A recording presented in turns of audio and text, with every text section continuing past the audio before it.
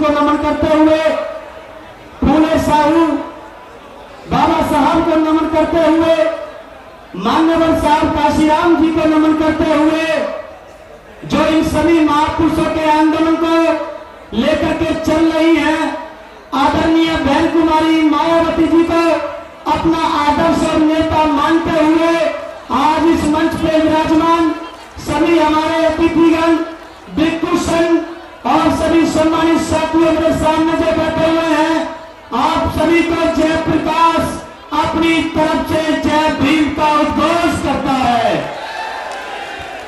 सम्मानित साथियों, सारी बातें आपके सामने हो चुकी है। आपको मालूम है 2 अप्रैल के भात बंद के आंदोलन में हमारे जिन भीम सैनिकों ने अपनी जान की कुर्बानी दी, चालाक किस्म के लोगों ने उस दिन को इतिहास के पन्नों से हटाने का प्रयास किया। किस प्रकार से किया? जैसे भारत देश की आजादी में हमारे बहुजन समाज के बहुत से लोगों ने अपनी शहादत दी थी, लेकिन मूर्ति उनकी लगवाई गई देश में जिनका आजादी से कोई खास संबंध नहीं था। तो हमने सोचा, उदाहरण के लिए मंगल पांडे की लगवाई गई, माता दीन बंगी की नहीं लगवाई गई थी। मेरे समाज के लोगों, आपको मालूम है आपके बीच में ऐसे बहुत से महापुरुष हैं। हमने सोचा इसी दिल्ली रामलीला मैदान में 2 दिन पहले नरेंद्र मोदी जी का यहाँ पे कन्वेंशन हुआ है। हमने भी सोचा उसके अगले दिन उनकी नाक के नीचे ही बहुजन समाज के सम्मान के लिए यहाँ पर हम लोग सभा करेंगे। सम्मानित साथियों, मैं आपको बताना चाहता हूँ, आप बहुत जल्दी इस देश में क्रांति करने जा रहे हैं। बाबा साहब डॉक्टर अम्बेडकर ने कहा था, जो समाज अपने समाज के अधिकारों के लिए जान देना सीख जाता है, अगर उससे आगे एक कदम बढ़ जाता है तो अगले कदम में अपने अधिकारों के लिए किसी की जान लेना भी सीख जाता है।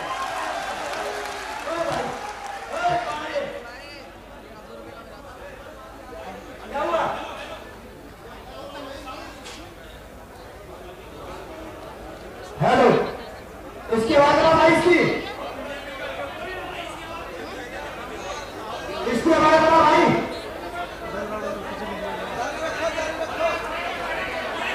हेलो हेलो हेलो करा नहीं करे हेलो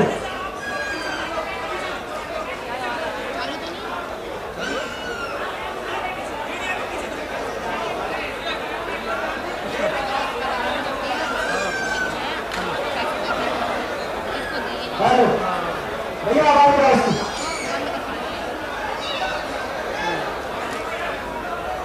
हेलो हेलो हेलो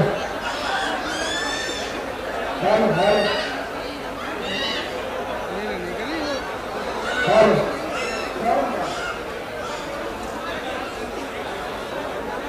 सम्मानित साथियों, इसके बाद साथियों, मैं समय समय पे कहता आया हूं, इस देश में बाबा साहब के आंदोलन में काम करना कोई गुड्डे गुड़िया का खेल नहीं है। ये कोई गुड्डे गुड़िया का खेल नहीं है। बाबा साहब के आंदोलन में काम करने का मतलब है नंगी तलवारों को अपने नंगे पैरों से नाम देने के समान है। बाबा साहब के आंदोलन में काम करना बहते हुए अंगारों को नंगे पैरों से नाम देने के समान है। नदी को उल्टा पार पे चला देने के समान है। मेरे समाज के लोगों, इस देश में बाबा साहब के आंदोलन में काम करने का मतलब है दुश्मन को ललकारना। इस देश के चालाक किस्म के लोगों, हमें तुम्हारे सारे वेद पढ़ के देखे, मनुस्मृति पढ़ के देखी, रामायण गीता महाभारत पढ़ के देखी, और पढ़ने के बाद पता चला कि सारे के सारे खोदने हैं। अगर यकीन नहीं आता तो तराजू के एक पल्ले पे अपने सारे ग्रंथ रख करके देख ले, और तराजू के दूसरे पल्ले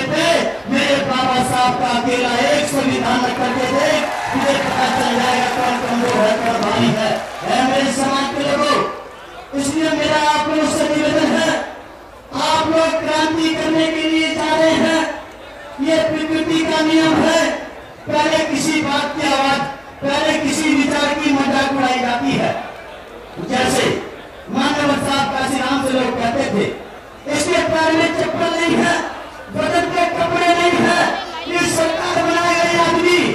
आपने देखा आज वही लोग ये कह रहे हैं हम भी अपनी नेता बहन कुमारी मायावती का साथ देने के लिए तैयार हैं। सामान्य साथियों, मान्यवर साहब काशीराम ने कहा था मेरे बहुजन समाज के लोगों, तुम सदियों से मानते आए हो, तुम मेरी बात मान लो, मैं तुम्हें मांगने वाला नहीं देने वाला बनाना चाहता हूँ। आपने देखा होगा आप लोग बोलते थे 22% आरक्षण चाहिए, 27% चाहिए। आपके बीच में अभी कुछ दिन पहले उन लोगों ने 10% आरक्षण किससे मांगा? आपसे मांगा। और सबसे पहले आपकी नेता बहन कुमारी मायावती जी ने कहा जाओ हम तुमको आरक्षण देते हैं, जाओ, क्योंकि मानव साहब काशीराम ने हमें मांगने वाले के बाद देने वाला बनाने का काम किया है। मेरे नौजवान साथियों, मैं आपको बताना चाहता हूँ, आप लोगों से निवेदन है, इस देश में आपका देश होने वाला है। आपको मालूम होगा बहन कुमारी मायावती जी ने और अखिलेश यादव जी ने कल प्रेस कॉन्फ्रेंस की थी। उससे पहले हमारे अखिलेश यादव जी कहते थे हम बीजेपी को उत्तर प्रदेश में 5 सीटों तक पहुंचाने का काम करेंगे, क्योंकि बीजेपी ने समाजवादी पार्टी को 5 सीटों तक पहुंचाने का काम किया। तो जाओ मिस्टर अखिलेश साहब जी, ये भीड़ के सिपाही बहन जी के अनुयायी तुमको वचन देते हैं और आप बीजेपी को 5 सीटों तक पहुंचाने का काम करेंगे, तो हम भी बीजेपी को उत्तर प्रदेश में 0 तक पहुंचाने का काम करेंगे। मेरा आप लोगों से निवेदन है, गुलामी के लिए जीने से अच्छा है आजादी के लिए मर जाना, नहीं जीना हमको ज्यादा दिन जितना जीना है सम्मान के साथ जीना है। क्योंकि हम कहना चाहते हैं जरा हम भी तो देखे ये जल्दी आज शमशान की जाकर के विरोधियों से कह देना हमको डराने की कोशिश न करे। अब हमें परवाह पर नहीं है अपनी जान की, हम बाबा साहब के आंदोलन में अपनी जान तक दे देंगे। बहन जी को उत्तर प्रदेश का नहीं, सीएम नहीं, अब की बार इस देश का पीएम बनाने का काम करेंगे। समाज के लोगों, आपके बीच में बहुत से अफवाह लेकर के लोग आते हैं। मैं आपके बीच में पहले भी था, आज भी हूँ। बहुत से लोगों ने मुझसे कहा आ जाओ हमारी पार्टी में, आ जाओ, आ जाओ हमारी पार्टी में आ जाओ। मैंने कहा जयप्रकाश मर तो सकता है, लेकिन बहन जी को छोड़ के किसी दूसरे को नेता स्वीकार नहीं कर सकता। समाज के लोगों, उन्होंने कहा हम तुमको ये बना देंगे, हम तुमको वो बना देंगे। मैंने कहा साहब जी, जब इस आंदोलन पे चल के हम बहन जी को उत्तर प्रदेश का 4 बार सीएम बना सकते हैं, तो इसी आंदोलन पे चल के एक दिन अपनी बहन जी को इस देश का पीएम बनाने का काम करेंगे। मेरे समाज के नौजवान साथियों, ये पवित्र उद्देश्य है। मेरी BR बॉस जी से बात हुई, मेरी सागर साहब से, मेरी माथुर जी से बात हुई।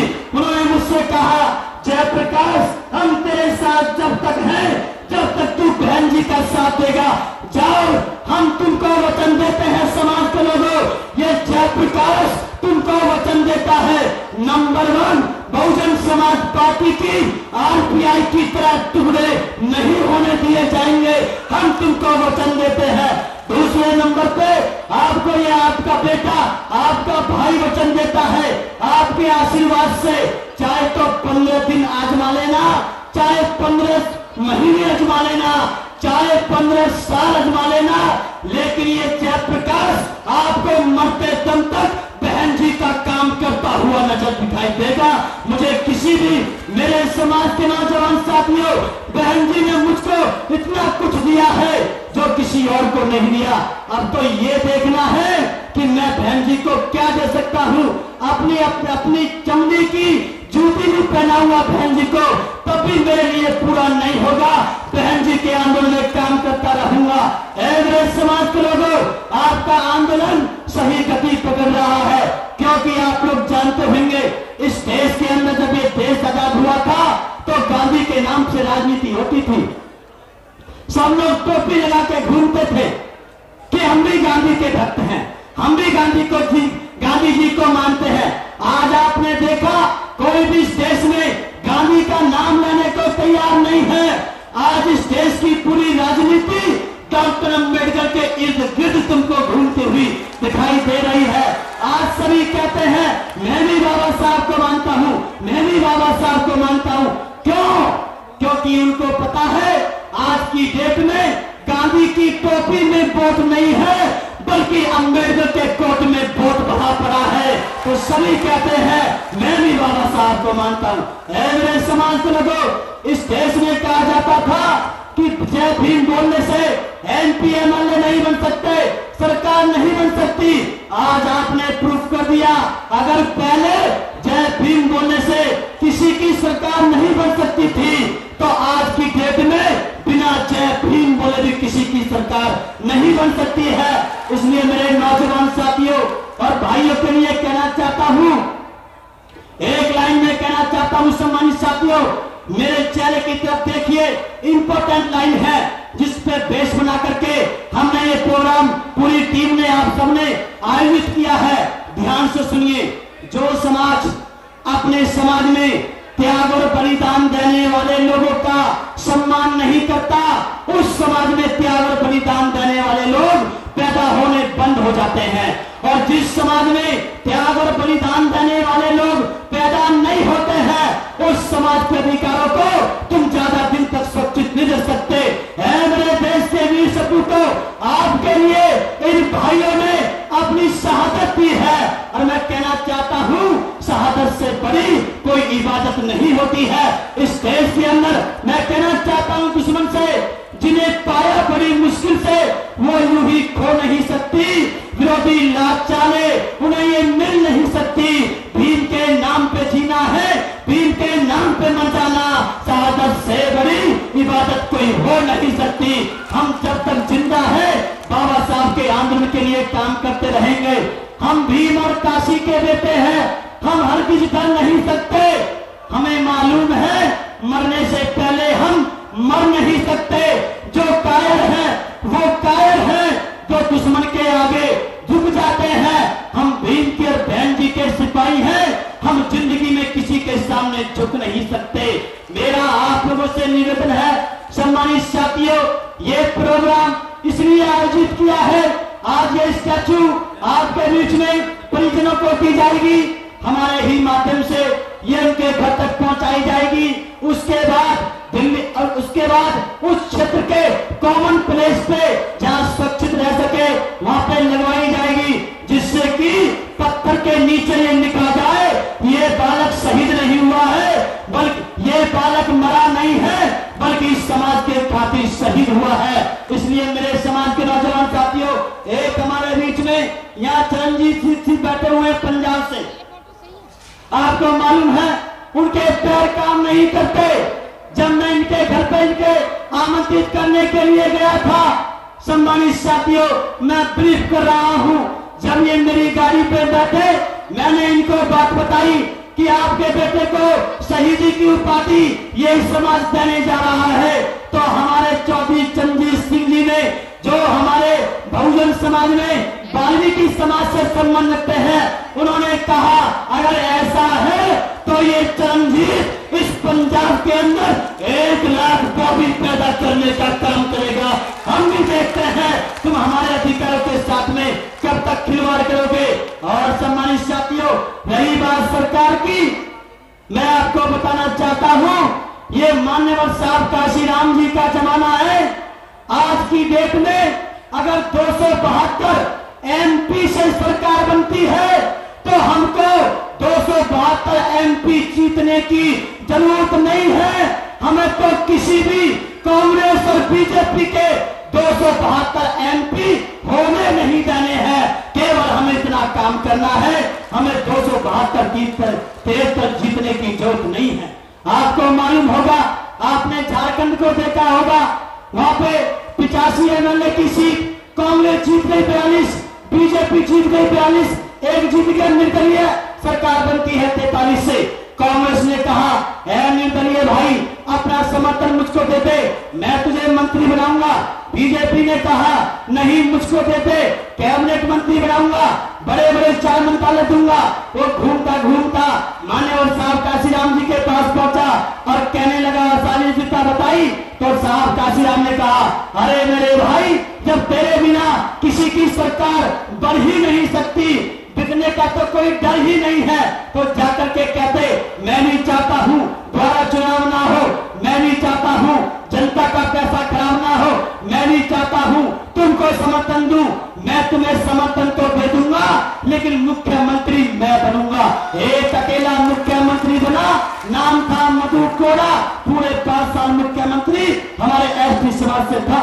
आपके उत्तर प्रदेश में देखा, बीजेपी के 95, 1995 में बीजेपी के 150 और बीएसपी के 67। इस देश के सबसे बड़े आदमी ने कहा मान्यवर साहब काशीराम को, जाओ हम तुम्हारे बारे में सोचते थे कि तुम हमें अपने समर्थन दोगे, लेकिन तुमने क्या कर दिया। मान्यवर साहब ने कहा, अटल बिहारी वाजपेयी जी ये जगजीवन राम नहीं, इसका नाम है काशीराम। ये जानता है अगर मेरी सरकार तुम्हारे बिना नहीं बन सकती तो तुम्हारी सरकार भी मेरे बिना बनने वाली नहीं है। अब 3 जून 1995 को आदरणीय बहन जी को उत्तर प्रदेश का मुख्यमंत्री बनाने का काम हुआ है। मेरे समाज के लोगों, उत्तर प्रदेश में गठबंधन हो चुका है, 2 सीटें छोड़ी हैं। अगर उस आदमी ने, उस पप्पू ने अगर बहन जी के द्वारा दी हुई उन 2 सीटों पे जिक्र नहीं किया, नहीं सोचा, तो वहां पर भी हम लोग, हमारी बहन जी का जो निर्णय आएगा, अगर आ गया बहन जी का निर्णय, तो उन 2 सीटों पर भी हम उनके माँ और उनके मम्मी और बेटे को, दोनों को वहां से हराने का काम करेंगे। तो वहां जीतने ही नहीं देंगे तो आप प्रधानमंत्री कैसे बनोगे। हम तो कहते रहते हैं ये प्रकृति का नियम है।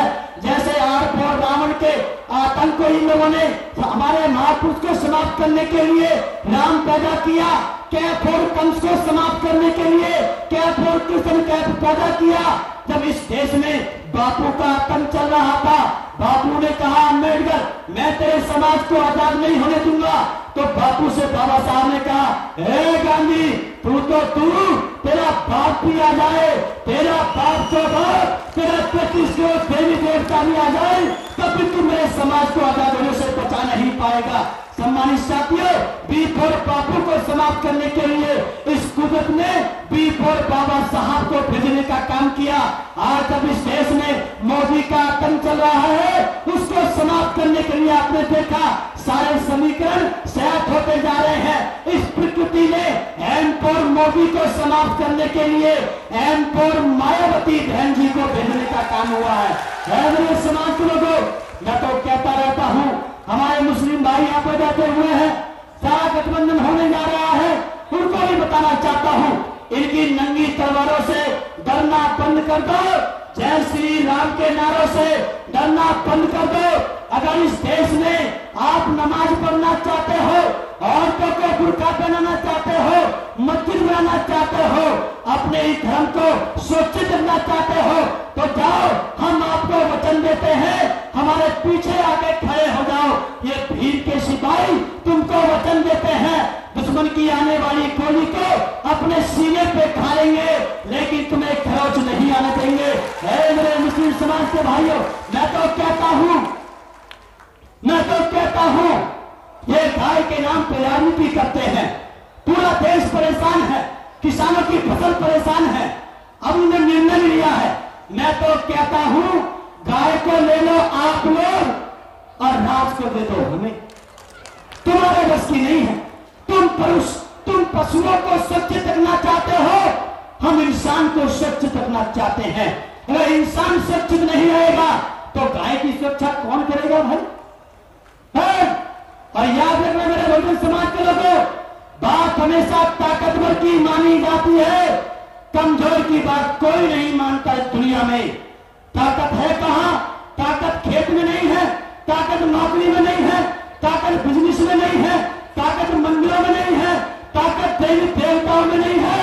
अगर ताकत देवी देवताओं में और मंदिरों में होती, उत्तर प्रदेश के अंदर योगी आदित्यनाथ गोरखनाथ के मंदिर को मुख्यमंत्री नहीं बनता छोड़ करके। इसलिए ताकत का एक ही स्थान है जिसका नाम है राजनीति। आप लोगों ने करना सीख लिया है। इसीलिए ये लोग सम्मानित साथियों कभी ईवीएम में घोटाला करते हैं, कभी कहीं पे घोटाला करते हैं। ईवीएम में घोटाला करना इस बात को प्रमाणित करता है उनकी विचारधारा में दम नहीं है। अगर उनकी विचारधारा में दम होता तो बीजेपी के पास वोट बैंक होता, और बीजेपी के पास वोट बैंक होता तो ईवीएम में घोटाला करने की आवश्यकता नहीं पड़ती। इसलिए मेरे समाज के नौजवान साथियों, सभी बिरादरी धर्म के लोगों को जाकर के समझाओ, शिक्षा रोजगार पाना है तो बहन जी को पीएम बनाना है। इन मंदिरों के चक्कर में, औरों के चक्कर में पढ़ना बंद करो। इसलिए सम्मानित साथियों, आप लोगों ने मेरी बात को ध्यान से सुना, आप लोग सुनते भी रहते हैं। मैं कहना चाहता हूं, अन्याय से लड़ते हुए अगर आपकी मौत हो जाती है तो आने वाली पीढ़ियां उसका बदला अवश्य लेंगी। परंतु अगर आप लोग अन्याय को सहते सहते मर जाओगे तो आगे वाली पीढ़ी आपकी गुलाम बन जाएगी। इसलिए आप लोगों को अन्याय से हमेशा लड़ते रहना है।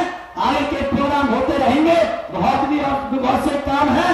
और मैं कहना चाहता हूं, बहन जी के सम्मान में मोदी जी के लिए कहना चाहता हूं, बहना तेरे सम्मान में पढ़ के बिछा के छोड़ेंगे। 2014 का बदला 19 में लेकर के छोड़ेंगे। अभी तो तेरे भाइयों ने राजनीति में कदम रखा है। 2019 में बहन जी तुम्हें इस देश का पीएम बनाने के बाद इस नरेंद्र मोदी से फिर से चाय बिकवा करके छोड़ेंगे। ये बहुत बेचता था, जाओ भैया चाय तुम बेचो। आप लोग इस काम ध्यान को, हमें तो राजनीति, ये बहुजन समाज के लोग, गरीब समाज के लोग, सर्व समाज के लोग, गरीब समाज लोग आएंगे, अपनी सरकार बनाएंगे। आप लोगों ने मेरी बात को ध्यान से सुना, आप सभी साथी पहुंचे, आप सभी का धन्यवाद करते हुए इन्हीं शब्दों के साथ सभी का पुनः धन्यवाद अभिनंदन करता हूं। आप लोग यहाँ पहुंचे, सभी का शुक्रिया अदा